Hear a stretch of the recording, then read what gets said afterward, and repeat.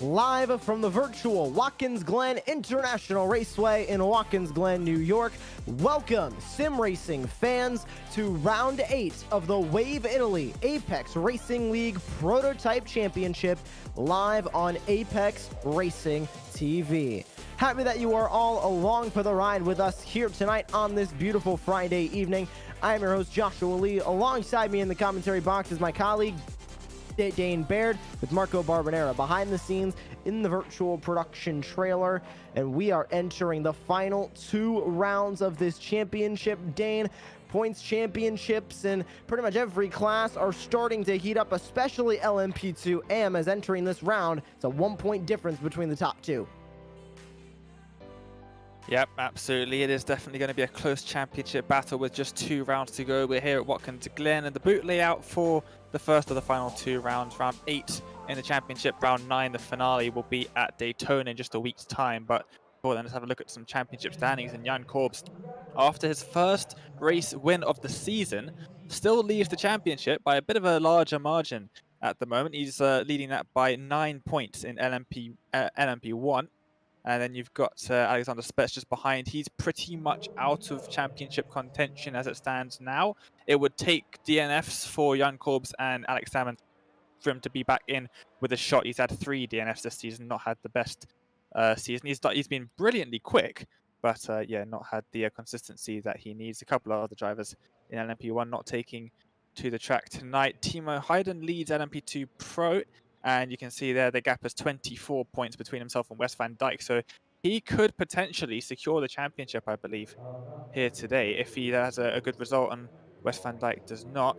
And it'd be 2 and that's that 1-point gap you were talking about, Josh.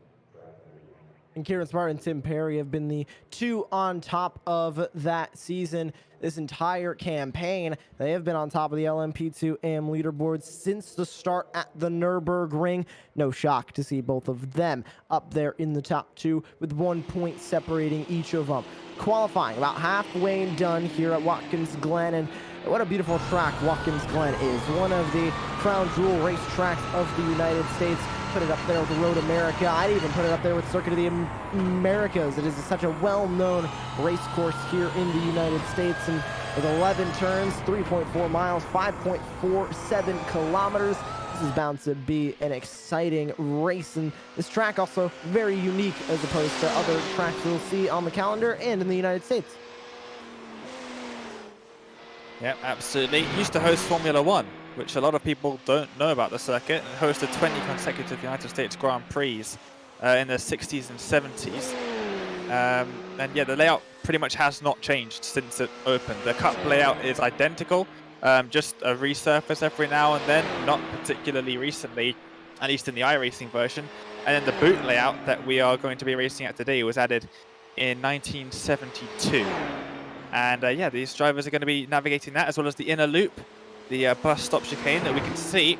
Jan Korbs navigating his way through now. And then through the outer loop of turn 5. But very interesting circuit.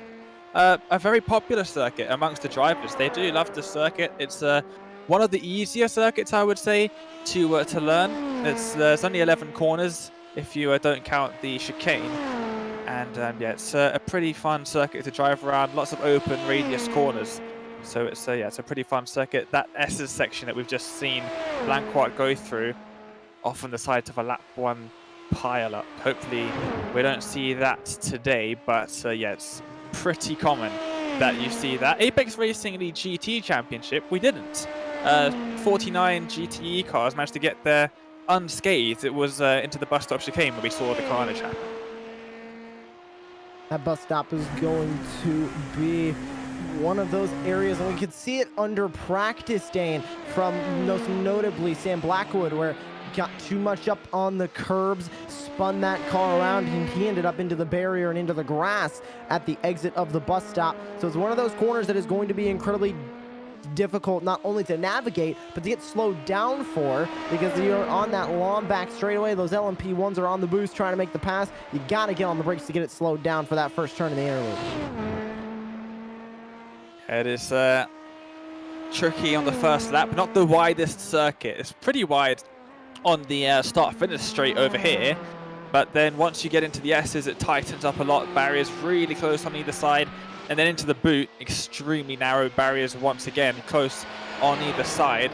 Not too much in terms of runoff here at Watkins Glen.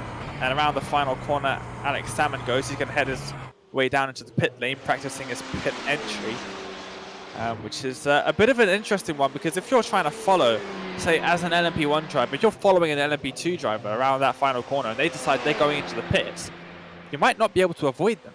So we could see that happen in today's race. We saw that once on the broadcast for the GT Championship on Sunday, and yeah, we might see it again here today. It's unfortunately a very small LMP2 pro field.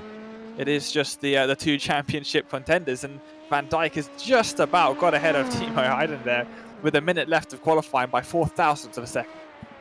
If we were going to have two drivers compete in LMP2 Pro, I'm choosing Wes Van Dijk and I'm choosing Timo Hayden, and they're showing why they're the top two right now. The championship, 4/1000ths of a second separating both of their times there on the speed charts. As we grab a look at Daniel Jansen for Dutch Sprint and putting in his lap for the LMP2 AM field. 40 seconds just about remaining here in qualifying. Everybody locking in their times for today. The largest LMP1 field I believe we've had since the start of the season at the Nürburgring Games. 6 drivers, including most notably Juice Baumeister, who has moved his way up from LMP2 AM into LMP1. We'll see how he does with the added challenges of LMP1 and the added speed as well. Andy Thompson, Sam Blackwood, and the rest, of course, joining that LMP1 field as always here every week for the Wave Italy Apex Racing League Prototype Championship. Time to get going with round number 8 here from beautiful Watkins Glen, New York. And we'll grab a look at the starting grid. It's Jan Korbs that is going to be starting on the pole. Great time of a 1:23.183. Alexander Spetz to his outside. Alex Salmon will start there in P3. Sam Blackwood to his outside in row 2 on 4th. Andy Thompson, Juice Baumeister round out the 6 cars for LMP1.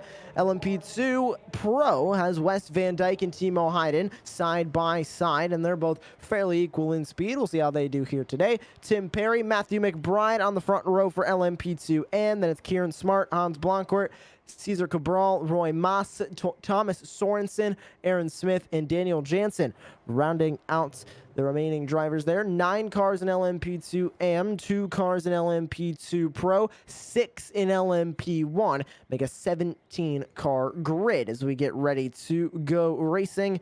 Dane, any final predictions as we get going here in Watkins Glen? This is set to be one of the most interesting races, not only because of the points, but just because of the way these drivers are lined up on this racetrack. 2 drivers in LMP2 Pro and the 2 championship contenders at that. Both Tim Perry, Kieran Smart lining up close together on the leaderboard in the largest field we've had at LMP1 since the beginning of the season. Yeah, it's definitely going to be interesting, and remember that the LMP2 points aren't scored independently of the Pro and Am divisions. They score points in car classes. So Van Dijk and Hayden have not only got to worry about themselves battling in their own championship, they will lose points if Perry, McBride, Smart end up in front of them, and we saw that last time out at Road America happening. So they don't just have to race between themselves, they've got to make sure they keep ahead of the green number plated drivers behind them, because yeah, that could be a little bit of a problem for some of the drivers if they end up behind the AMs. It's going to be interesting with the lapping situation, because we've got 6 LMP1s on the field, the most that we've had all season. Mostly we've had 4 or 5. Last week, 2 weeks ago, last round, we only really had 3 on the field for most of the race, because of course Spetz ended up in the wall on lap 1, turn 1. He didn't take any further part really in the race. So it's good to see 6 LMP1 cars lining up on the grid for today's race, but that will make lapping interesting, because we really almost have we've got more than half the number of LMP2 drivers in LMP1, which is, yeah, it's going to make things a little bit more interesting. Round 1, of course, we had a lot more LMP2s, so that made it more for the LMP1 drivers to have to lap, but yeah, Watkins Glen is not the easiest place to try and get around them.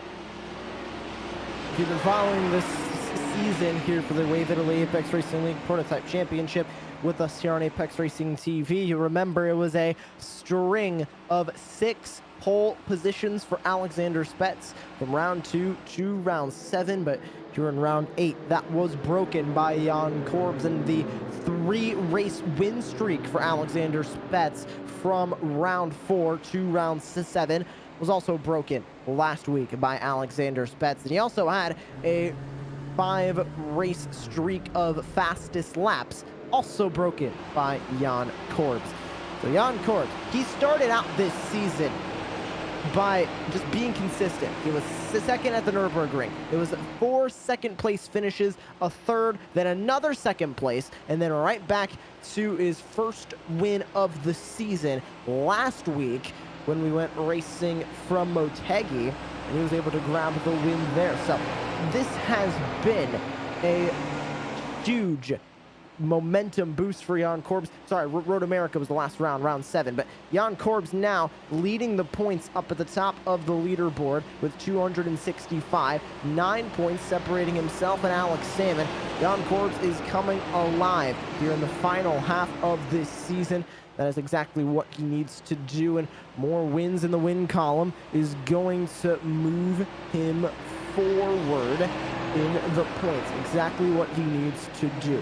Only 2 rounds remain here for the championship here at Watkins Glen, and then we go south to the sunny beaches of Daytona at the Daytona International Speedway for an Under the Lights finale for this series. But here at Watkins Glen, we're ready to go racing in the afternoon. 4 times on the clock as well. And it will be speeding its way through as we ends here in the morning time, and we'll be ending around noon time in the sim. And the pace truck will make its way into the pit lane. 6 cars ready to go racing in LMP1. Jan Korbs will lead him to green. It's Spets, Salmon, Blackwood, and Thompson rounding out the remaining drivers of LMP1. Pace truck is down and away. Jan Korbs is on the loud pedal. Let's go racing. Round 8 from Watkins Glen is green.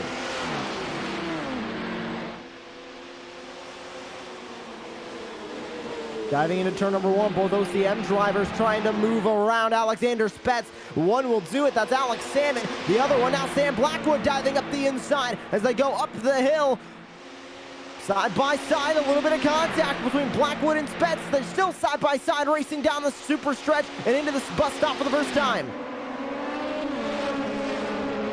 Green flag as well for the LMP2 field. Wes Van Dyke leads them down into turn number 1. Timo Heinen right behind. 2 Impulse Racing drivers racing here. Tim Perry will grab the spot.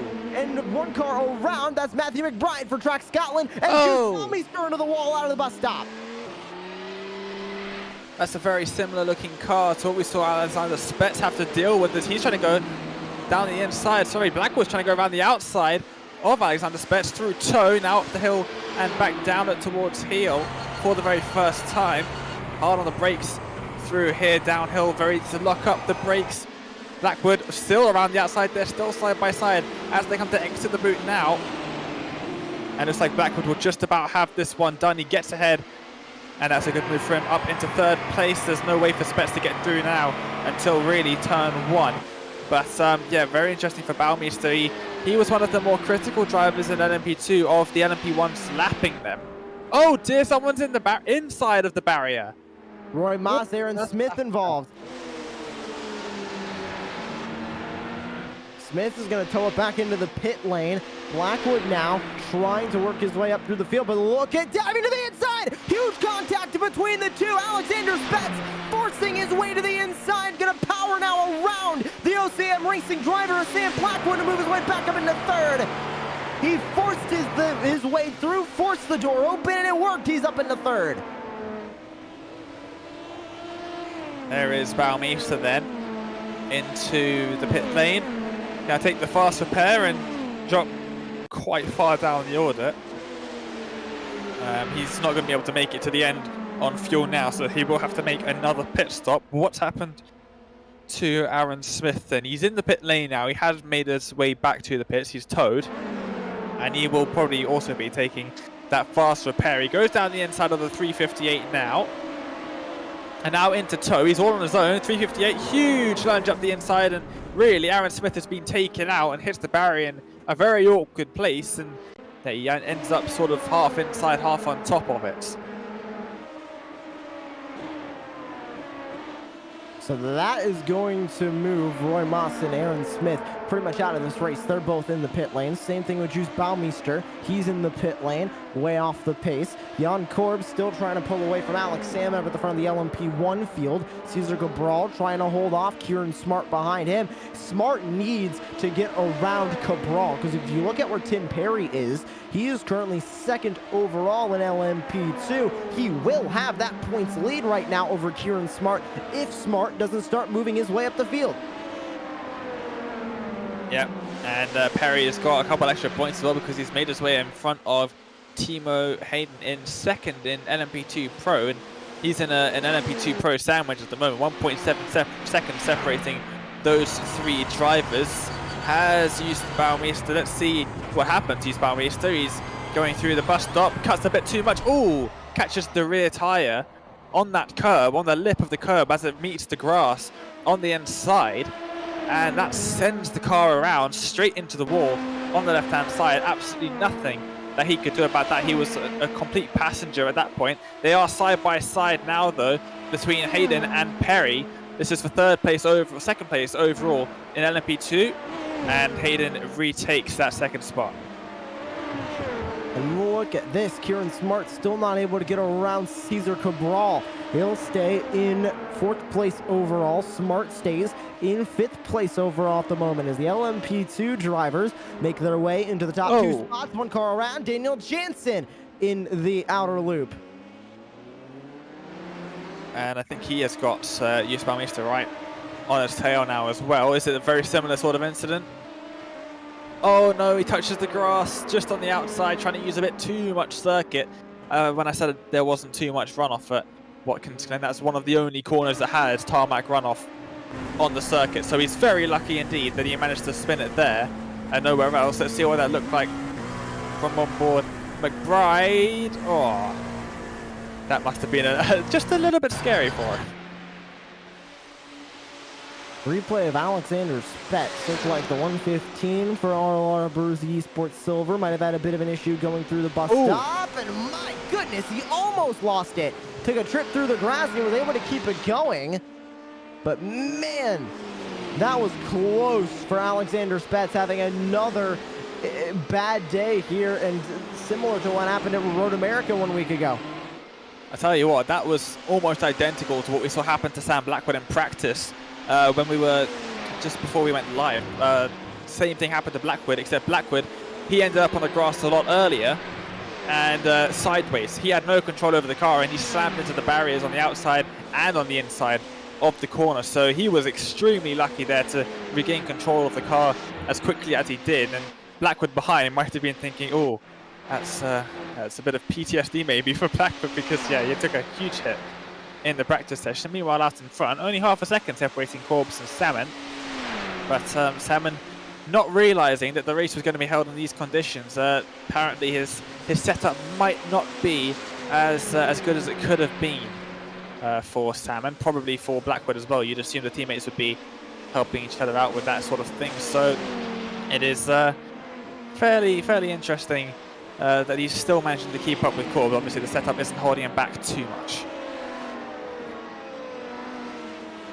So Baumeister back on the track, thankfully, so he'll be able to continue to work his way back up through the field. Currently 13th overall, still a good ways away from joining back with his LMP1 teammates, or LMP1 competitors, I should say, up at the front of the field as they continue to start pulling away, and we'll inevitably see them start to cut their way through LMP2 traffic, as it looks like they're about to do right now as they start to work their way through that LMP2 AM traffic at the back of the field.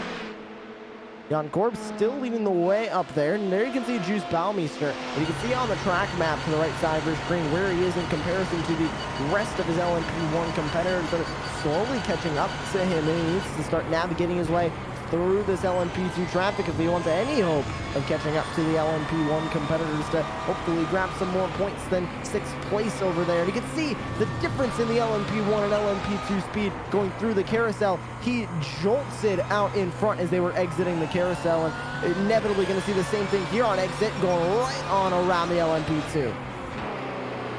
Yeah, they do have a massive speed advantage, especially accelerating out of the corners. When you push down that boost button, absolute rocket launcher behind the car. And yeah, you really do gain a lot of speed very, very quickly. They actually made contact between himself, and I think that was Cabral just behind. But, oh yeah, it was Cesar Cabral. They did make contact, not hard enough for anyone to get damage, but hard enough that they both would have known about it. They're being caught up, actually, by the overall race leaders in LMP1, Jan Korbs and Alex Salmon. Still only around 6/10 separating them. Yus Baumeister now crossing the line ahead of Kieran Smart. He's got Tim Perry next up in his eye line. And interesting to note is that the LMP2 cars, they're under absolutely no obligation to let him by anyway, because that's how the blue flag rules work on iRacing, but especially not now because they don't even get a blue flag at the moment. They're busy essentially racing in full position as the two LMP1 leaders trying to make their way around one of the cars heading through the S's. Not the easiest place to try and get past an LMP2 driver. We're going to try and do it though. Here's as we focus on Alex Salmon. You can see him really catching up to Jan Korbs. That is Jan Korbs right in front of him. But he seems to be in that bubble of air gain that we've seen from these LMP1s. Is they're going to split that LMP2. They almost split him down the middle 3 wide. They were able to navigate around it both the same way, but it looks like he's in that bubble of air where he's just kind of staying about 3 to 4 tenths back, not able to close enough to make a pass. It seems like exactly what's going on with Alex Salmon right now as they cut through this LMP2 field. Salmon's busy watching Korbs in front of him get past these cars in the optimal line. Not this time. He's caught up a lot now. You can see just about a tenth separating the two of them. As I like to say, traffic giveth, traffic taketh away, and that's exactly what it's just done to Jan Korbs. It gave him a nice advantage through heel and then took it all away again as they rejoined the Cup circuit. As he got held behind an LMP2, there's no way to go around the outside. Wasn't given the inside line, so just had to sit back and wait behind. But now you can see it's giving him a bit of an advantage now because Salmon's having to go around one of the LMP2 drivers through the S's, and it was a bit close there for Alexander Spetz as well, just to sneak his way through in between the LMP2 on his left side and the wall on his inside. You can see 3 LMP1 cars within 1 second of each other right now as they continue to work their way through the LMP2 field. Looking back at the LMP2 drivers, or the LMP1 driver, Yus Baumeister, starting to work his way up through the LMP2 field. He's now in between your 2 LMP2 Pro drivers, and as I say that, makes a move on Wes Van Dyke. So he moves up into now the LMP1 field, still about 1 second back from Andy Thompson that he needs to catch up with to start passing cars for position in his class. And there's your LMP1 leaders now within 7/10 of a second as they'll race back to the front straight away. Jan Korbs, Alex Salmon, Alexander Spetz fighting for spots on the racetrack right now here at Watkins Glen as they work their way back across the stripe. 11 minutes down. How long are they going to stay like this, and will they stay like this after the pit stops coming up at around halfway? Pit stops are always interesting. Rarely we see the drivers come out in the same order that they went in. There's always some kind of pit strategy happening as they try and make their way through the 2 Impulse Racing LMP2 Pro cars here through the S's and now into the bus stop, and Spetz has lost out a little bit. He's going to have to wait, and you can see just how far away his 2 LMP1 competitors are getting from him. He's probably lost out around about half a second just from having to wait behind the LMP2 for 2 corners essentially. So yeah, that's how much traffic can have an influence on the race. Just depends on where you catch it. Although over an hour-long race, it does sort of even itself out a bit. So 0.4 of a second now, the gap between your two LMP2 Pro drivers. And we haven't mentioned it tonight, but those two LMP2 Pro drivers, not only are they the top two in the standings right now, but they're both Impulse Racing drivers. Timo Heiden, Wes Van Dyke, both for Impulse Racing. This has been a storybook season for Impulse Racing as they're the top two in the LMP2 Pro standings, and they're still racing close together on the racetrack out there right now. Yep, it's good to see close racing out on the track. That's what we like to see. Interestingly, these LMP1 leaders are now catching up to Jussi Bauermeister. You can see him just up ahead in his Audi. The 348 car will be the 148 car for the final round. The number plates didn't get changed in time for tonight's race, but he is going, it's a bit slower than the leaders through there, and gets a bit of a flash from the drivers behind, maybe a bit of a flashback from his LMP2 days, with the leaders coming up quickly behind him. Definitely held up Corbs a little bit, and Salmon now caught up a little bit. So yeah, you can see how even the same class traffic can affect the race, especially between these two leaders when they're this close together. As we are approaching the 15-minute mark, but still a lot of racing left in this one.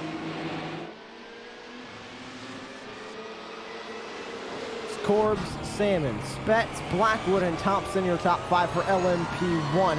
Blackwood roughly about 3 seconds back from this fight right here for the top spot. He's all top three for LMP1. We're running close together on the racetrack. We'll see if he can catch his way up when pit stops start to work their way in, but we are 15 minutes down just about. There's your leader of LMP2 and Tim Perry, pulling away from Kieran Smart. Now, Smart was able to make their way up into second place of LMP2 and did not do much, however, as in that same time frame, Tim Perry was pulling away. So at the moment, Tim Perry holds that points lead. All depends on what happens with Kieran Smart, if they are able to close their way in, get by Tim Perry, and keep that points lead. But as you can see, Tim Perry, best lap of the race for LMP2 AM. Last time by with a 133.154, and 0.3 back was Kieran Smart. They're going to have to start working their way in on that gap. But 15 minutes down here in the Wave Italy Apex Racing League Prototype Championship. We're glad all of you could join us here on Apex Racing TV. We would like to thank all of our sponsors that help make all of tonight's racing possible, starting with Virtual Racing School. Virtual Racing School offers to improve your on-track performance with 50+ data packs for both road and oval racing, along with setups, track guides, data analysis software, and one-on-one coaching. For more information and pricing options, head to www.virtualracingschool.com. We also like to thank Apex Racing Academy. They have over 29 data packs to improve your performance in the sim, complete with setups, track guides, weekly group coaching sessions, and more. Apex Racing Academy is also integrated with Virtual Racing School. For pricing options and more information on Apex Racing Academy, you can visit www.apexracingac.com. If you like all the overlays that you are seeing on the broadcast tonight, all courtesy of SDK Gaming. SDK Gaming allows you to stream to Twitch with the most complete overlay on iRacing. Add a virtual live HUD, timing towers, enhanced relative boxes, mini-maps, fuel calculators, and more. Adjust your team's strategy on the fly with our most accurate live timing in iRacing. SDK also works as a broadcast overlay for your leagues and series, complete with synced cameras for production and commentary. For pricing options and more information, visit www.sdk-gaming.co.uk. And also, we would like to thank the title sponsor of this series, Wave Italy. Wave Italy's mission is to offer the best experience in driving simulation to an even broader audience. With the aim and pass for the lead on the track, almost pushing him off is Alex Salmon. Corbs almost gets pushed off track, falls to third. There goes Spets down to P2. Yeah, just centered up the inside into turn 9. And yeah, Corbs got caught off guard. They made a slight bit of contact, not enough to cause Corbs to slow down that much though, I don't think. Let's see what happened here. This is an action zone that we saw in the GT Championship as well. Big send up the inside here, coming up from Alex Salmon. The space is left. He pushes out wide a bit, but does leave room on the outside. And Salmon's left, and Salmon's dropped back now. He's lost the place to Spets, and there's Wes Van Dijk. Back in the wall. In the wall, coming out of turn 10. Oh, they're 3 wide heading into what I call the ankle, turn 6. 3 wide there with an LMP2, and Salmon now to the outside. That's a bit dangerous. He's got Corbs behind him that he has to watch out for as well. Heading back up through the sole of the boot, and now he's under pressure. They make contact. Oh, and they're so close, heading into the heel. And Alexander Spets slow on the inside. More contact between the drivers. This is more like rallycross racing with the amount of contact that we've seen. Spets leads the way. Alex Salmon in second, Jan Corbs in third. All of them now within 0.4 of a second as they race through turn 10. Will anybody make a move now for the race lead? Spets was able to get it right back from Salmon. Right after Salmon made the move, will Salmon make another move here on Alexander Spets to try and take that lead? Looking back to the inside, he'll stay in line. Corbs now going to fall a little bit further back. Now within roughly about 0.5 of a second back from Alex Salmon, working their way up the hill, back to the back straightaway. Leading the way, it's Alexander Spets. On the boost is Blackwood, is Alex Salmon. He's gonna try and make a move. He goes to the inside. Spets blocks the outside as well. Covering off the spot, heading into the bus stop is Alexander Spets to try and keep the lead. Oh, he almost poked his nose down the inside into turn 5. Did Salmon now? Where's he going to go for turn 6? Spets defends the inside. Salmon's going to look to the outside now, trying to get the cut back. It looks like this turn 7, 8, and 9 section is where we're going to see the bulk of the moves being made. It's where that Salmon is able to gain time on the 2 ARL Abruzzi eSports cars, but now he's running out of boost out of turn 7 at toe. Gets blocked once again by Spets. Salmon all the way around the outside, and he's taken the lead. Oh, a little bit of contact as well between Salmon and Spets. Maybe again as they head up the hill, back onto the regular track, out of the boot. And down the straightaway they go, heading into turn 10. Spets looks to the outside, on the boost, he'll take the spot back. Alexander Spets back to the lead. Salmon's not done, goes for the crossover, not going to make it happen. Corbs watching all this happen from P3, blocking down to the inside, all the way to the wall is Alexander Spets to try and keep this lead. Alex Salmon sitting there in second place. Will he make a move? Dives it up the inside, right on that back wing. Here comes Jan Corbs to fight with it again. They go back up the hill. What is going to happen as they head to the back straightaway and into the bus stop? Will we see Salmon back on the boost? Will we see Corbs on the boost? He's on it, down to the inside, side by side for second place. Corbs will retake it. Now he's going to have to fight Alexander Spets for the race lead as they come out of the bus stop. Dropping back down to third, getting a little bit of grass through turn 5 now, but those 2 RLR cars really, really quick down the back straight. But now this will be interesting. He doesn't have to worry behind anymore because it's his teammate 3 seconds down the road. Is he going to try and make something happen now in his sort of favorite overtaking spot down into heel, just sending it around the outside on the last lap? I don't know how he managed to do that. Look how close the 3 of them are. Heading in towards heel now. Once again, defending the inside. Salmon all the way around the outside again. They're still side by side on the exit now in towards turn number 9. Will he send it up the inside again? The same move he made to take the lead, and he makes it stick up into second once more, and now only 2/10 behind Spets in the lead. Corbs falls right back into P3. Salmon now fighting for the lead once again. Spets sits there in the lead. He has been defending all he could. Not on the boost is Salmon, who's going to save it for the back straightaway. That is where we have seen the majority of the moves being made, is on the back straightaway heading into the bus stop. He's still right on that back wing, but Cesar Cabral's in the wall at the bus stop. No idea what could have happened there. Once again. Probably hit a curb or something, as we've seen a couple of times in the race so far. Are we going to see any moves into the bus stop chicane? No, we're not. Where is Cesar Cabral is more important. He is side by side, just in front of our LMP1 leaders. This could get very interesting if they're still battling by the time that we see the LMP1 leaders come around. Still no moves being made by Salmon, but look how close he is. You've got to bet that he is going to try and make something happen once again inside of the boot. definitely his favorite place to try and make something happen. These top three are unmovable right now. 7/10 separate all of them. Salmon was trying to get around Alexander Spetz for multiple laps there. Do we still think he's gonna go for the move? He's right there, so close, but he needs to get on the boost to do it. Spetz has been defending all he possibly could. Dane Spetz is still defending like it's the final lap, and we're only 20 minutes into this race. There goes Salmon on the boost, up the inside, trying to get the cut back. He actually misses out slightly. Corbs into the pit lane. LMP2 traffic ahead. Maybe Corbs is thinking he might be able to gain time on them when they come out to pit, because these two are trying to battle each other and lap some LMP2s that you can see.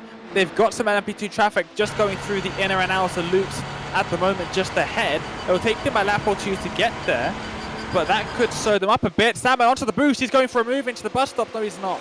He's just going to sit back, but look how close they are. Almost touching Salmon. Hits the curb and off the grass now. He's off the circuit. He'll get a bit of a slowdown for that maybe as well, but he's lost time. So Spetz and Salmon still battling, and here's the replay of Wes Van Dyke. But I'm really interested in that pit stop strategy from Jan Corbs. This is an extreme undercut, like a 10-minute undercut. Maybe even more. These fuel tanks can last up to 40 minutes in these cars, so massive gamble for Jan Corbs, someone who's going to be loving this battle ahead with Spetz and Salmon. It's Blackwood. He's able to catch up a bit. Down the inside, massive contact between the two leaders. Salmon will have damage. Spetz is in the wall. Blackwood takes P2. And you can see Blackwood now only about a second separating the two OCM Racing drivers. This could be a gift for Blackwood, depending on how much damage Salmon has off of that. It was contact coming out of the boot. Spetz comes into the pit lane. He's taking his pit stop as well. Corbs is going to be able to pass him here, I believe. Yep. Here's the replay. It was contact as Salmon went to go make the move down the inside. It was a dive. He went for it, but contact with Spetz. That put him right into the wall. Not a hard hit into the wall, but still enough to make him bring him down into the pit lane. Yep, you might as well. You don't know if you've got much damage, but yeah, you might as well take it. But that's a real problem for him, and Corbs loving this. He's probably heard on the team radio as Cabral has a bit of a moment through turn 9. Corbs loving this. He's less than 30 seconds behind the race leader of Alex Salmon, who really has to get his head down now and try and get some decent laps in, because at the moment he's probably coming out right behind Corbs. He's probably lost more than a second from that. Let's have a look on board of Salmon. He telegraphed this hugely. He looks to the inside. You can see he's making the dive. I don't know. If I had to put that down to anyone just at the first glance, I'd probably put it down to Spetz. He should have seen Salmon looking to make that move and left a bit more space. It was a massive lunge from Salmon though, but maybe a bit of both drivers at fault for that one, but that's irrelevant at the moment. What is relevant is Corbs catching up to Salmon on that last lap. He caught up a couple of tenths. He's really looking good to come out in the lead. Salmon leads the way now of LMP1. Blackwood in second, and yeah, that did help beyond Corbs at all. He's only 29 seconds now back, so it depends on if he's able to keep closing in that gap or if it grows any at all. It looks like he's slightly closing it in. We'll see what happens here this time by. The difference in the lap times, yeah, he is starting to close in just a little bit. Last time by for Jan Corbs, it was a 125.77, a 125.87 for your race leader, Alex Salmon. So starting to close in his Corbs, also losing a little bit of time there as well as he heads up the hill, but not a lot, still staying within that 30-second gap. Timo Heiden, your race leader of LMP2 Pro. I'm wondering if any of this LMP1 pit strategy is going to affect the LMP2s as they continue to race. It's Alex Salmon leading the way for LMP1. Timo Heiden leads the way for LMP2. Tim Perry leads the way for LMP2 AM. Yeah, well, actually, we've just seen an LMP1. It's good to check in with the LMP2 drivers, see how they're doing. And yeah, Perry leading by quite some margin at the moment. Not enough though that if he makes a mistake and locks up into a corner, ends up in the grass or the gravel, that it's not enough for Smart in second to make something happen, but it is quite comfortable. That 5.2 second gap sees a Cabral now. Oh, in the walls again. Is this what happened to him to put him into the wall earlier on in the race? Yes, it is, being confirmed by Marco Barbanera in the production booth. But yes, so that's what happened to him. He got punted. Well, I wouldn't say punted. He got he sort of turned in on the driver from LMP2 Pro. They sort of just tried to take a single line through the corner, both of them, and in the end, neither of them actually did. As we have a replay from Andy Thompson.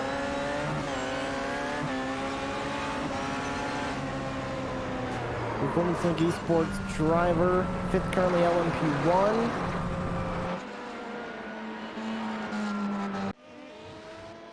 Now I back into Tim Perry, leader of LMP2M, and there's your leader of LMP1, Alex Salmon. And you can see now on the track map, everybody spread out, not only on the racetrack, just in general for everybody else, but in these classes as well. The top 2 of LMP1, 3 seconds separating both of them.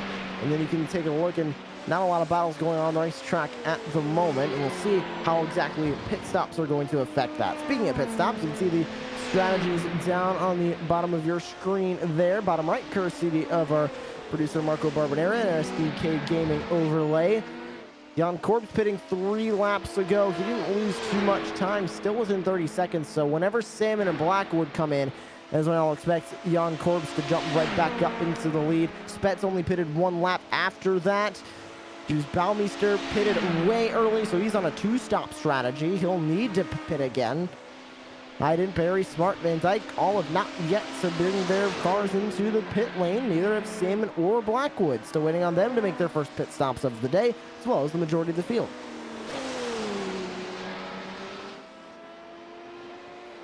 Yeah, not a lot of drivers out there still needing to make their way down the pit lane, as we had, or quite a few actually, trying to make their way down to the pit lane. As we reach the halfway point of the race, Korbs sort of maintaining the gap between himself and Salmon at the moment. Andy Thompson makes his way down into the pits. The pit limiter sound on the Porsche 919 is quite awful. It must be said. It doesn't sound like a healthy car at all when it makes its way down the pit lane. I much prefer the noise of the beloved tractor of the Audi R18. There is an Audi R18. Alex Salmon at the wheel, getting past, I believe it was Tim Perry. Sam Blackwood into the pits. So now we're going to really get to see what happens with Jan Korbs here. How much time he'll be making up out here on the racetrack. There goes Thompson out. Thompson was already under Jan Korbs, 1 lap down. Here's Korbs right now. ARL eSports, the silver driver, working his way back to the front straightaway. Blackwood still in the pit lane.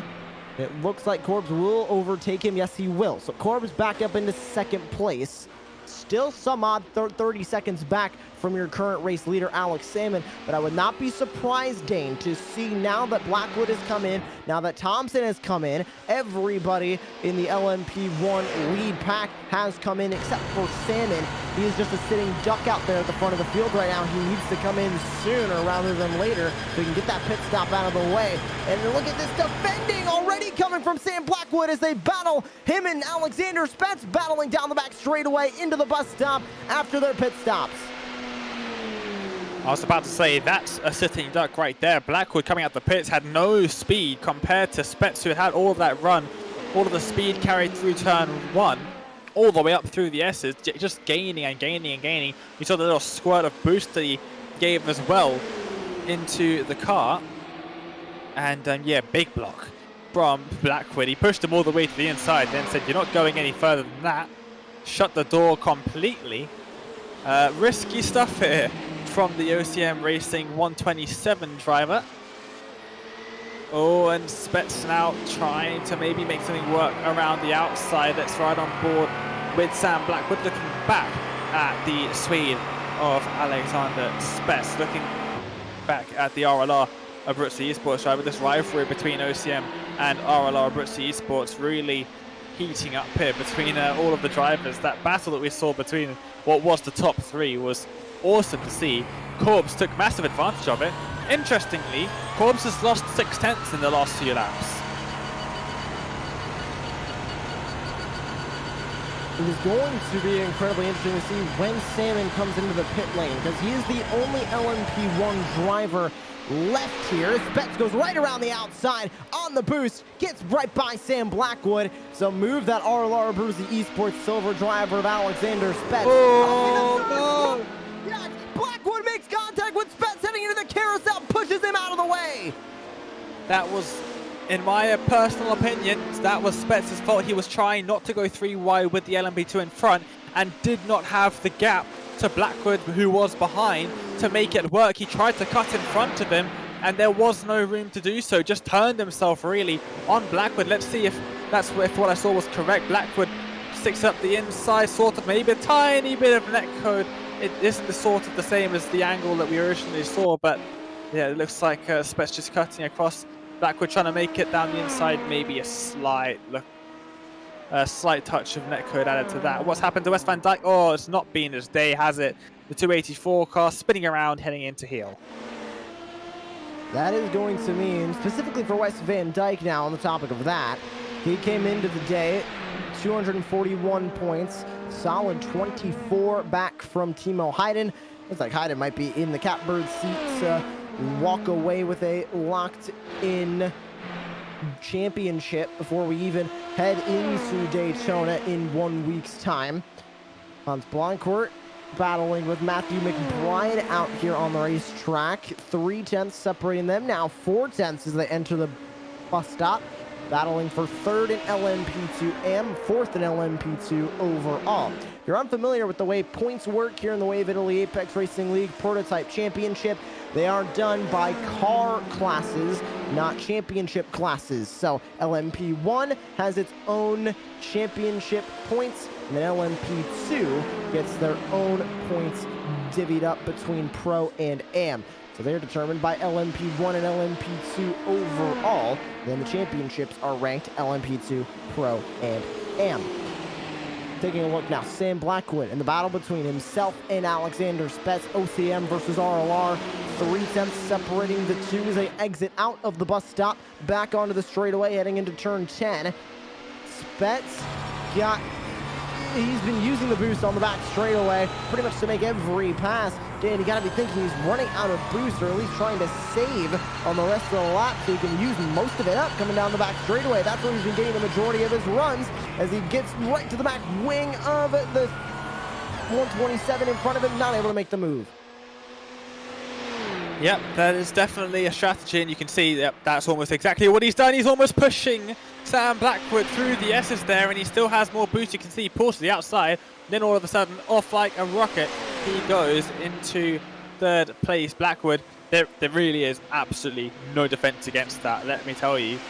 As Blackwood gets a little bit over the curbs, a little bit jumpy was the car through there, but there's no defense. When someone saves up their boost, and they're in the draft and they can keep with you, save up the boost, and then when they let it rip, yeah, there is absolutely no defending. Just go straight past you at seemingly the speed of light. And that's what Spets has done, but what it means is he has a bit of a boost deficit now, possibly afterwards. So yeah, that's why Blackwood's been able to keep up with him for the moment. Hayden into the pits. So there's your first of the LMP2 group to come in. Oh, and around goes Kieran Smart right in front of the LMP2s of Spets and Blackwood. Well, that's a bad day turned worse for Kieran Smart as well. They needed a good day to hold the points lead. This is not going to help them now. Third overall in LMP2. Gets on the curb, goes out too wide, goes into the grass, and around they go. Oh yeah, then reverses back onto the circuit. Hans Blancourt also had an issue here, the 333. No, he did not. So we're back to... No, possibly he might have had a problem here. Through Same turn thing 9, as what happened to tapping Kieran the grass. Smart. Yep. Same thing. Oh, except and he he hit hit the wall. Really hard as well. Damaged the rear. You can see it. The rear right-hand side of the car completely ruined. he'll have to go and make his way down to the pits and get a repair to that, because there's no ways that car's going to be driving in a straight line after that. Salmon's into the pits now. 31.5 seconds was the gap between himself and Corbs. I don't know, that might just be enough. We'll have to wait and see. Gap's starting to close in now. When will Corbs reach him? There you can see the pit lane time for everybody else. It was around 40 seconds, but Corbs not closing in at the rate he needs to. Here we go. This is going to come out of turn 11. This will be the decider here. About 10 seconds left. Running down the front straightaway. Corbs will take the lead. Salmon still in his pit stall. Right on around he goes. Corbs back to the lead. Salmon going to exit the pit lane, but he's going to be a solid 10 seconds behind now. Out of the pit lane, he'll be 3 seconds behind as they enter up the hill and onto the back straightaway. Spets a solid more time back from there, and then Sam Blackwood, Andy Thompson round out your top 5 as here comes Kieran Smart into the pit lane. LMP2's starting to work their way in. Perry was in, Smart was in. Already finishing their pit stops is Hyde, McBride, Wes Van Dyke, Thomas Sorensen, and more. Those two, Perry and Smart, are going to round out the pit stops here in the middle half of this race as we enter into 20 minutes remaining. Still a lot of the race left to go. Replay for Sam Blackwood heading into the bus stop chicane. What has happened here to Sam? Oh, he's at the curb. Oh, we've seen that a lot today from the drivers actually. And yeah, luckily he doesn't end up in the wall as he did in practice. Hairy moment there for the driver of the 127. But yeah, looks like fourth is where he will stay for the time being, unless somebody else in front makes a mistake, because it doesn't look like he quite has the pace to catch Spets, who's about 3 seconds up the road from him. Tim Perry, meanwhile, well, he's got a nice comfortable 18-second lead over the next driver in LMP2, which is good for him, as he does, of course, lead the championship. Only by a point, it must be said, but it'll be slightly more than that when he crosses the line, potentially to take the win in 20 minutes time. But yeah, still 20 minutes left of the race, a third of the race still to come, and hopefully we can have near the end of the race Salmon catch up to Corbs, maybe Spets involved as well, and have a good old fight on our hands. But it doesn't look like it will for the moment, as Salmon's lost around half a second since he came out of the pits, so not looking too good for Salmon. Corbs looking good for the championship heading into Daytona next week. He came into today 9 points good to that second place driver of Alex Salmon. He's looking to go back-to-back in the win column as well. 1-1-1 2 weeks ago, and that's Andy Thompson into the wall. The Performance League eSports number 123 slams into the guardrail. We're gonna have to look at this replay on board with Andy Thompson in the 123. Slammed it into that guardrail. The only Porsche in the field. Was it contact with the LMP2 behind him?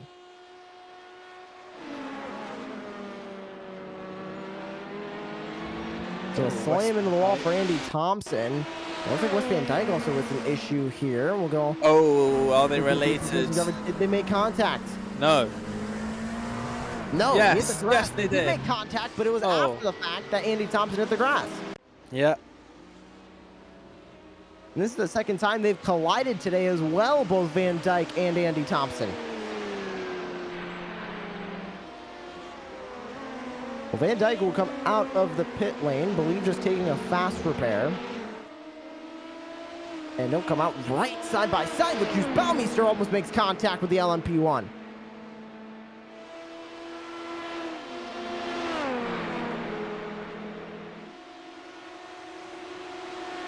So now we are inside of 20 minutes to go, inside of 19 minutes to go even. We're nearing in on 18 minutes left here at Watkins Glen.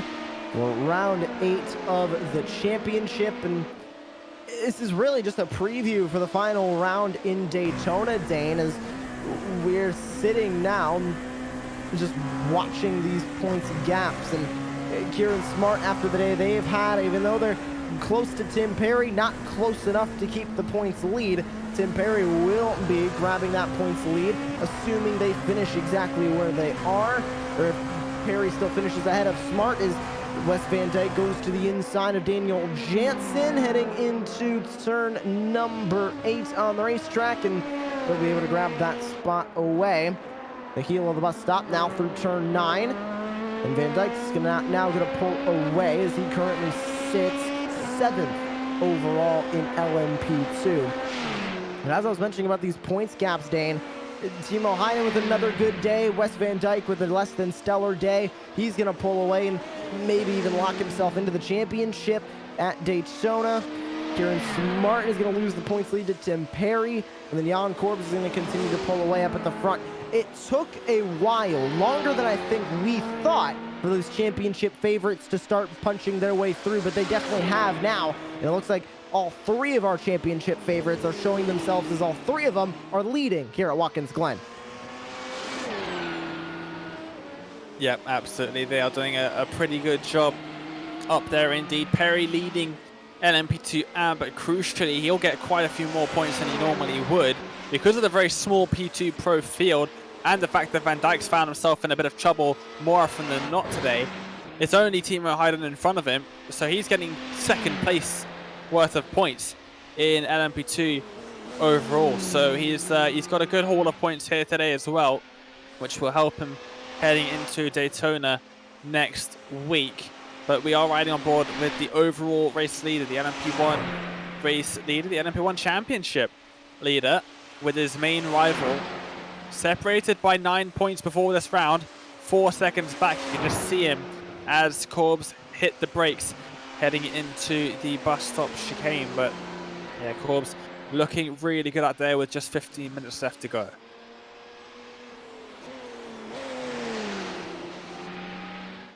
Korbs with a comfortable lead now of 4 seconds. There you can see the difference in drivers pitting. Salmon really stretched that first stint. Dane, do you think if he might have pitted a little bit sooner, we might see a different outcome in that top 2? Or do you think the severe undercut, 10-lap undercut from Jan Korbs successfully worked no matter when Alex Salmon came in?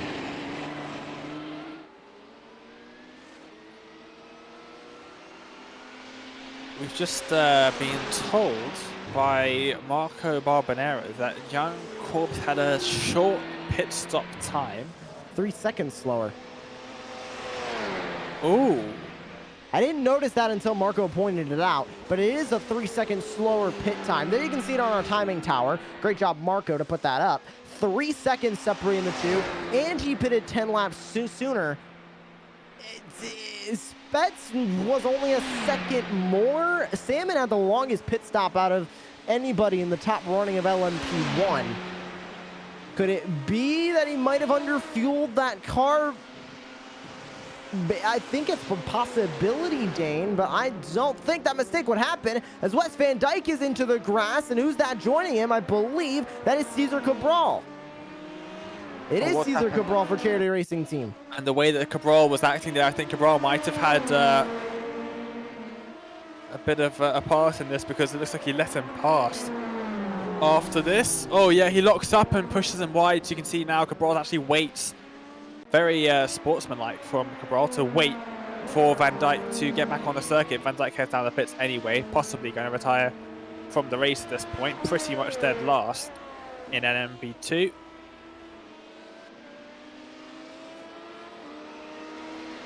Well, now we are inside 14 minutes to go. Leaders starting to show themselves right now. It's Korbs, Heinen, and Perry. Gap starting to also spread as you take a look at Jan Korbs working his way around one of the slower LMP2 drivers in traffic. Gives us ample opportunity to once again thank all of the beautiful sponsors here at Apex Racing TV, and hopefully I'll get through all of them with no battles for the lead going on in any of our classes. We start with Virtual Racing School. Virtual Racing School offers to improve your on-track performance with 50+ data packs for both road and oval racing, along with setups, track guides, data analysis software, and one-on-one coaching. For more information and pricing options, head to virtualracingschool.com. can also check out Apex Racing Academy. They have over 29 data packs to improve your performance in the sim, complete with setups, track guides, weekly group coaching sessions, and more. Apex Racing Academy is also integrated with Virtual Racing School. For pricing options and more information on Apex Racing Academy, visit apexracingac.com. We also would like to thank SDK Gaming. They provide all the overlays that you're taking a look at here on our broadcast today and always on Apex Racing TV. SDK Gaming allows you to stream to Twitch with the most complete overlay on iRacing. Add a virtual live HUD, timing towers, enhanced relative boxes, mini-maps, fuel calculators, and more. As we take a look at Hans Blancourt working his way out of the pit lane in the 333. SDK Gaming also works as a broadcast overlay for your leagues, series, and complete with synced cameras for production and commentary. For pricing options and more information, visit sdk-gaming.co.uk. Also, would like to thank the title sponsor of this series, Wave Italy. Wave Italy's mission is to offer the best experience in driving simulation to an even broader audience, with the aim of conveying the thrill of a real race to passionate and professionals of esport and sim racing. We offer extremely performing and realistic devices, also suitable for corporate or private events. An unforgettable, immersive driving experience. Wave Italy are providing the overall winner of LMP1 the choice of their high-end Wave Impetus Imola or Wave Impetus Monza sim pedals in a color of their choice. Overall winner of LMP2 gets half a day of professional coaching at the Wave Italy Professional Training Center in Verona. To get 5% off any product at waveitaly.com, use the code APEXRACING5 at checkout. 11 minutes left here in round number 8 of the Wave Italy Apex Racing League Prototype Championship from Watkins Glen as we go on board with Roy Moss, currently running in 6th in LMP2 and 7th in LMP2 overall, heading back onto the front straightaway.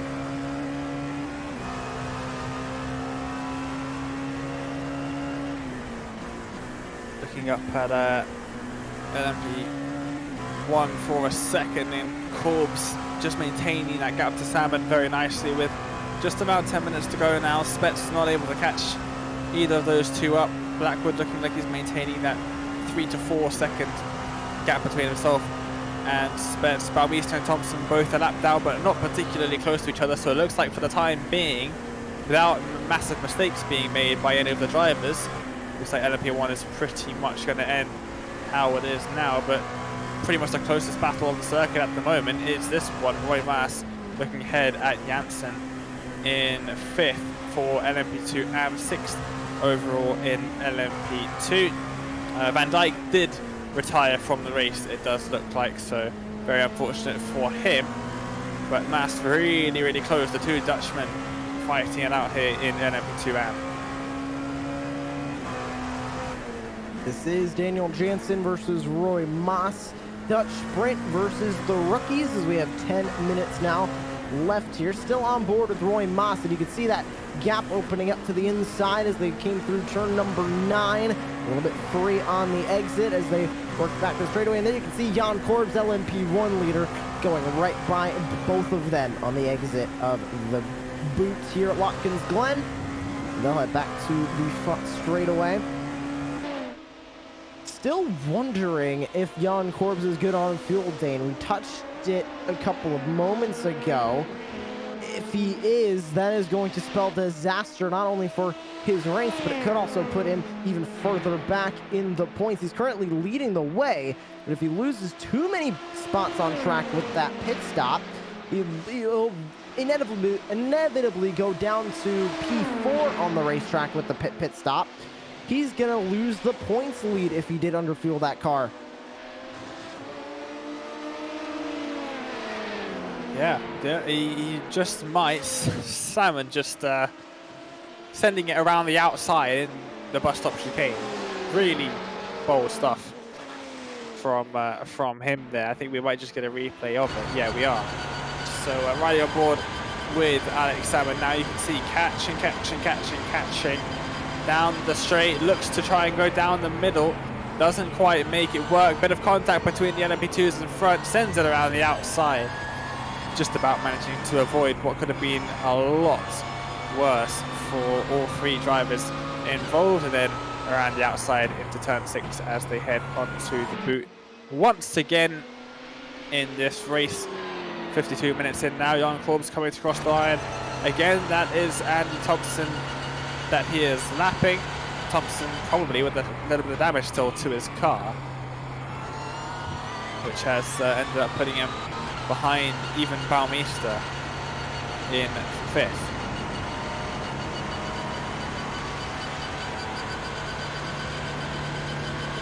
Salmon slightly closing the gap, or he was at least a handful of laps ago.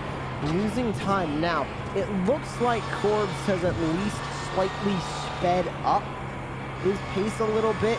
Last time by, 127 flat, 127.86 for Alex Salmon.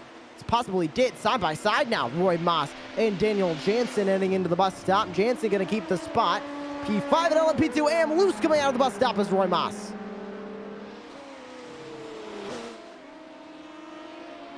Moss almost lost it coming out of the bus stop there, able to keep that car under him. Sector times, you can see it on the bottom of your screen here.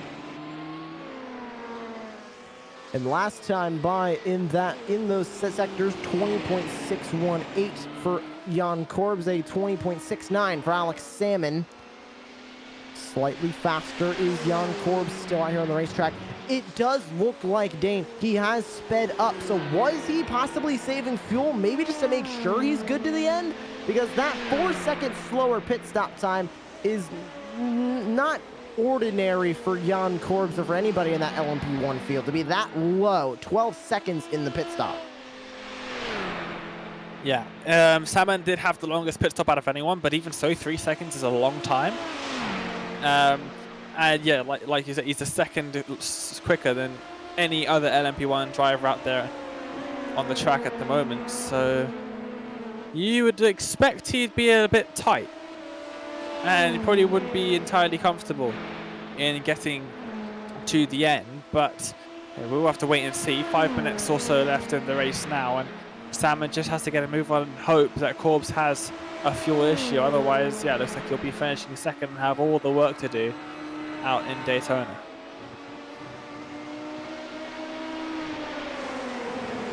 Continuing to work our way through the final laps of this race. We are nearing in 5 minutes to go here in round number 8. And don't forget, 1 week from today, we end the season at Daytona. And look at this traffic for the LMP1 OCM car behind. You can see him swerving. Not happy about this one. Side by side, it was Moss and Jansen. Moss able to finally get by Jansen. Now they'll let the LMP1 go by as they enter through the bottom half of the boot.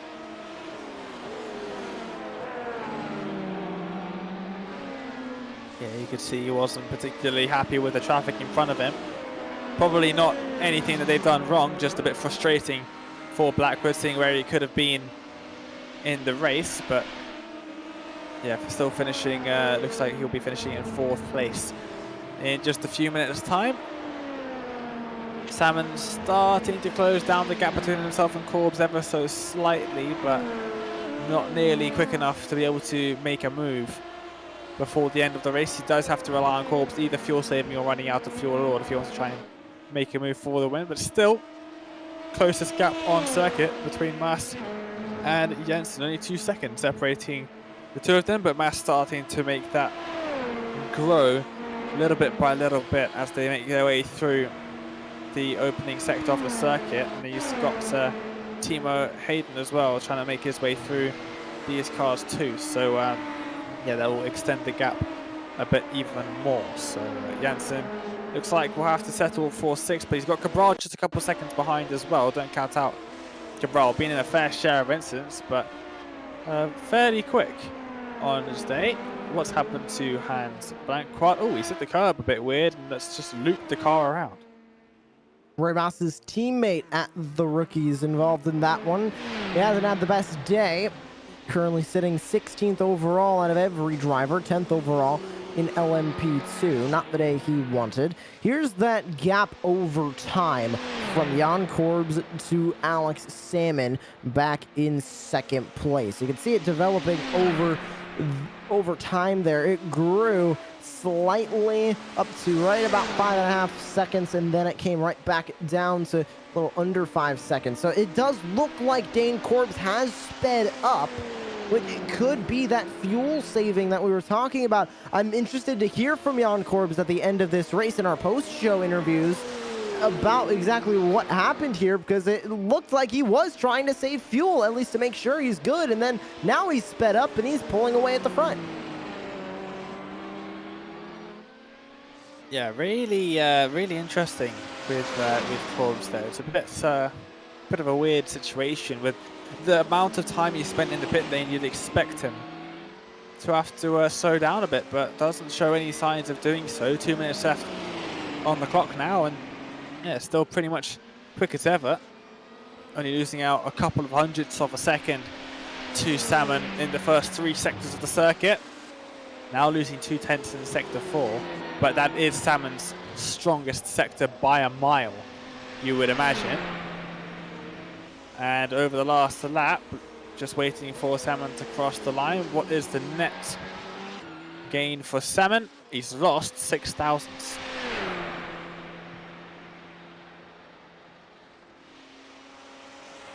Only less now, 2 minutes remaining. By the time Corbs gets back to the start-finish line, they will take that white flag. We'll have 1 lap to go here from Watkins Glen. Out of the bus stop, 5 seconds the gap between Corbs and Salmon. If that pit stop did underfuel him and he saved the fuel while he ran over this run, or if he even filled it up to full, I think we can both say, Dane, that undercut successfully worked and might have been one of the best undercuts we have seen all season long. To see the battle going on in front of him, to see them getting caught in LMP2 traffic, and then to call the audible to come into the pit lane and then rally back from there. One of the best drives I think we've seen all season, and it's no wonder why he's the leader in the LMP1 point standings. Yeah, not a win to his name until round 7 of the championship, and looks like he might take his 2nd in a row, as he will take the white flag now. Onto the start finish straight he goes across the line, and there is Barney waving the white flag very enthusiastically as always. Salmon gaining half a second on that last lap, interestingly, and still gaining time now. Possibly now we'll see Jan try to save a bit of fuel, but no, it doesn't look like it. That gap's going straight back up again. He looks like he's played the strategy of this one to absolute perfection. Corbs, he got out just in time before the contact started to happen between the 3 LMP1 drivers up in the front of the field earlier on in the race, and just the right amount of fuel to get to the end and still gain a whole lot of time in the pit lane as well. A great day for Jan Corbs, and exactly what he needed. Came into today 9 points above Alex Salmon. He is going to now extend those points by even more up at the top of the leaderboard and be in a pretty much unstoppable place when we enter the Daytona International Speedway in 1 week's time for the finale round of this championship. But making their way out of turn 9 and into turn 10, it'll be 2 wins in a row for ARL Abruzzi eSports Silver, and 2 wins in a row for your points leader. Jan Corbs is gonna get it done in New York.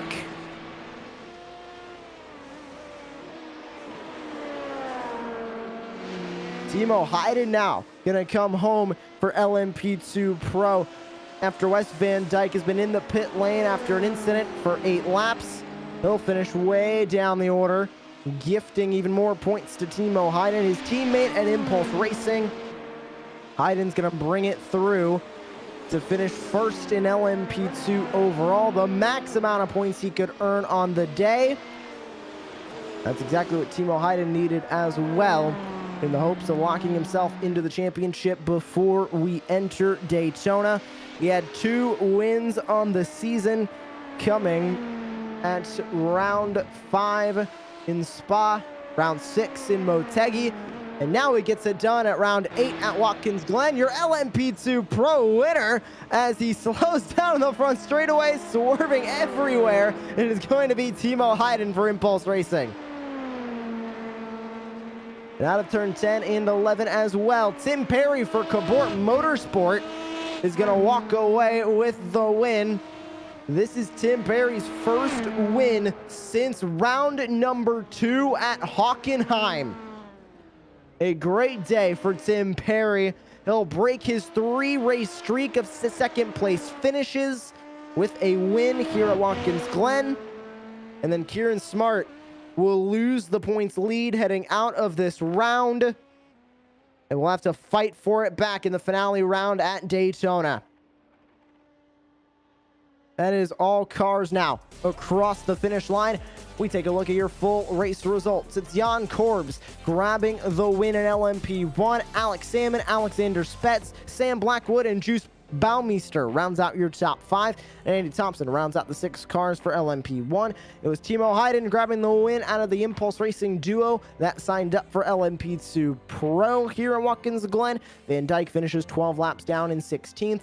Tim Perry grabs the win for LMP2 AM. It's Kieran Smart, Matthew McBride, Thomas Sorensen, and Roy Moss that rounds out the top 5 of LMP2 AM.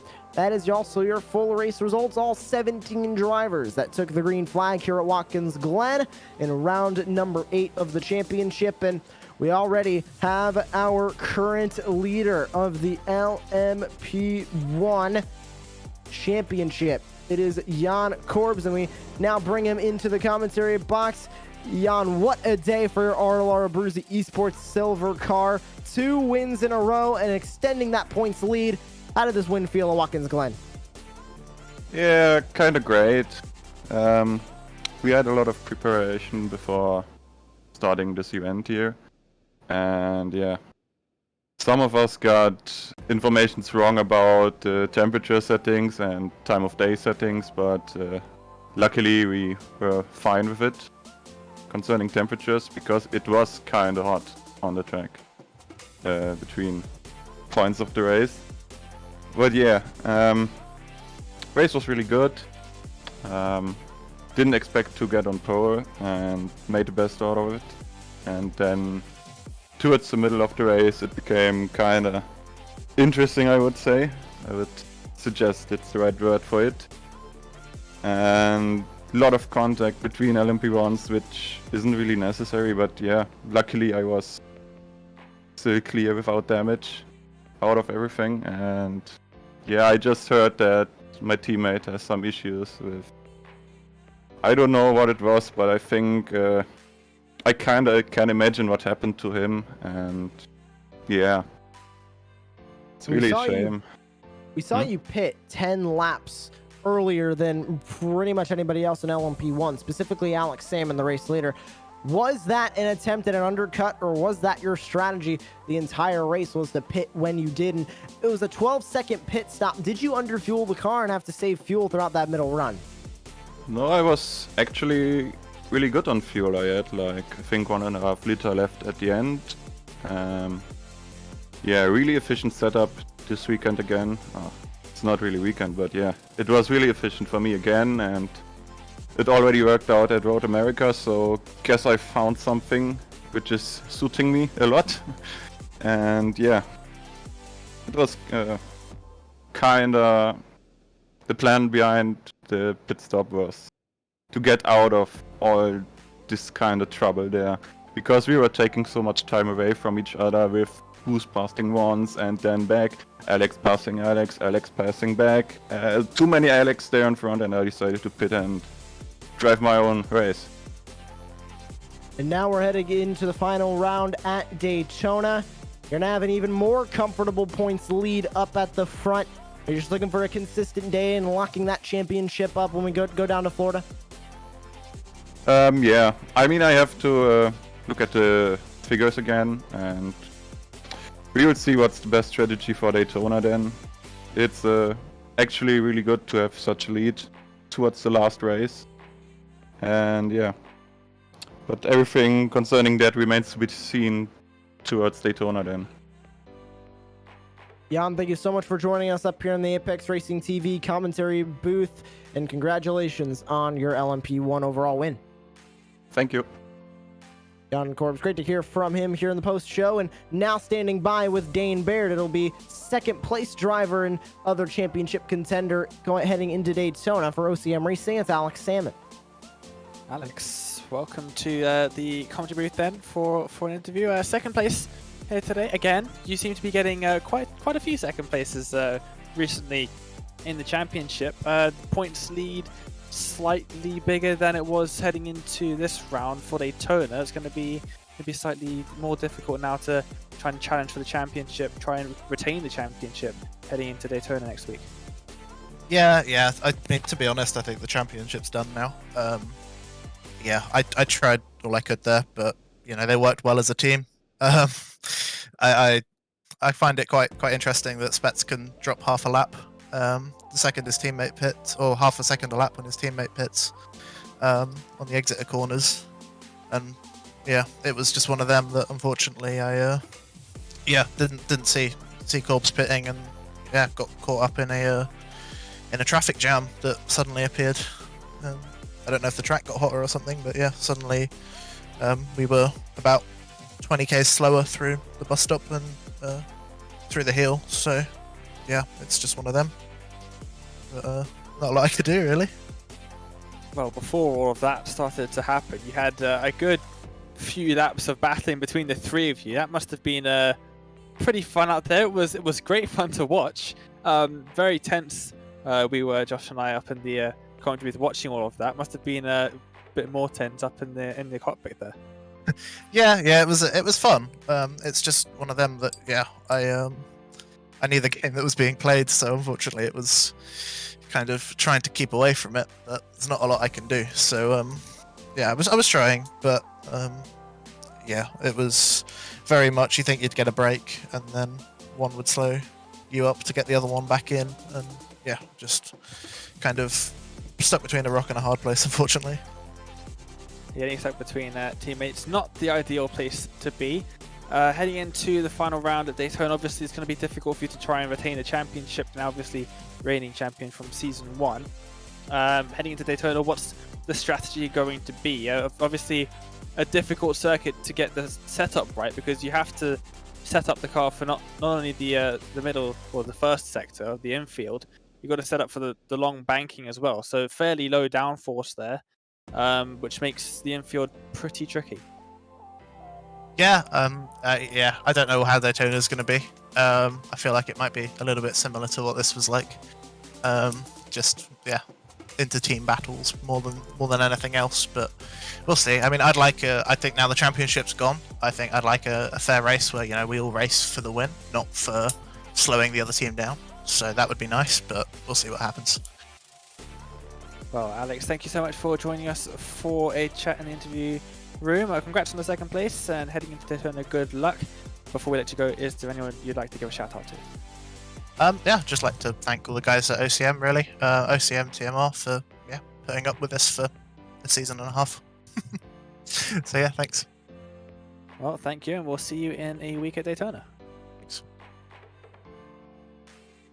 Great to hear from Alex Salmon after all of that went down on LMP1, and that's going to conclude our post show here on Apex Racing TV. Before we sign off, we would like to let you know about all of the upcoming events here on Apex Racing TV. Coming up in just about 30 minutes, Radical Racing Challenge, round 1 at Watkins Glen. Familiar track here that we had on this broadcast. That's coming up 5 p.m. Eastern Time, 9 p.m. UTC. Apex Racing Academy F3 VRS Super Series is tomorrow, same time as this prototype championship, 3 p.m. Eastern, 7 p.m. UTC for round 9 at Phillip Island. Formula 3.5 championship, first round at Hockenheim of their new season is also tomorrow, 5:45 p.m. Eastern Time, 9:45 p.m. UTC. Apex Racing League Mazda Cup Round 4 at Interlagos is Monday, June 21st at 7 p.m. UTC, 3 p.m. Eastern Time. The Rick Mattek World Challenge returns for Round 8 at Monza on Tuesday, morning, 12 a.m. UTC, if you are in that time zone. If you're over here on the East Coast, Monday night, June 21st, 8 p.m. Eastern Time. Apex Racing League GT Trophy for round 5 at the brand new Red Bull Ring. As on Tuesday, 7 p.m. UTC, 3 p.m. Eastern Time. The eSports Racing League for round 8 at Sonoma. That's Thursday morning, 12 a.m. UTC, or Wednesday, June 23rd, 8 p.m. Eastern Time. Apex Racing Academy Porsche Cup Championship for round 7 at the all-new Chicago Street Course. That is bound to be an exciting one. Friday night, 7 p.m. UTC, 3 p.m. Eastern Time. And then join us in 1 week's time for the next round of the Wave Italy Apex Racing League Prototype Championship, round 9 at Daytona, the finale round, 7 p.m. UTC, 3 p.m. Eastern Time. Thank you for joining us from the virtual Watkins Glen for round 8 of the Wave Italy Apex Racing League Prototype Championship, live on Apex Racing TV. For Marco Barbonera and Dane Baird, I am Joshua Lee, and we will see you in 1 week for the finale round of the championship from the virtual Daytona.